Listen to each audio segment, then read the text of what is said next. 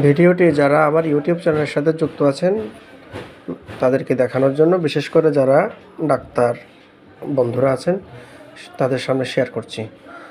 অভিযোগটা হলো পেইন ও হোল ওভার দ্য বডি এবং উইকনেস, অ্যাপিটাইট ওয়ান্টিং। তাহলে ওষুধ কী হবে? আমি দিয়েছি রাস্টক্স এবং 0/6 পাওয়ার। কেন দিলাম? শর্টকাট একটা প্রেসক্রিপশন। দেখুন, অনেক ভালো করে খুঁজলাম, তেমন লক্ষণ পাওয়া যাচ্ছিল না। সিমটমগুলো এই যে ML/, প্রেশার, রেস্টলেসনেস মানে ব্যথার জায়গাতে চাপলে আরাম লাগে এবং অস্থির প্রকৃতির রোগী, পিপাসা কম, কিছুক্ষণ গরম কিছুক্ষণ ঠান্ডা।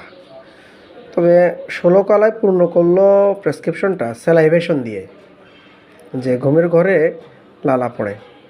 এটা আপনি ক্যান্স রেপার্টরির মাউথ অধ্যায়ে গিয়ে স্যালাইভেশন রুব্রিকে গিয়ে সেখানে দেখবেন স্লিপ ডিউরিংয়ে রাস্টক্স আছে, তবে সেটা 3rd গ্রেডে আছে।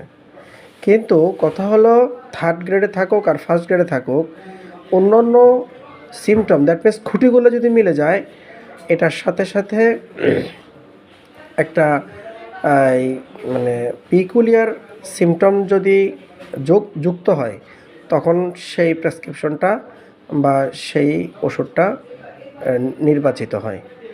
তাহলে আমরা এখানে আনকমন সিমটম বা পিকুলিয়ার সিমটম 3rd গ্রেডে, এখন 3rd গ্রেডে বলবো না, এটাই এখন 1st গ্রেডে। 8টি চয়েস হয়ে গেল, যেহেতু অন্য খুঁটিগুলো মিলে গেল, তাই স্যালাইভেশন 8টি 3rd গ্রেডে থাকার পরেও সেটা এখন 1st গ্রেডে ধর্তব্য হিসাবে 8টি নির্বাচিত হলো।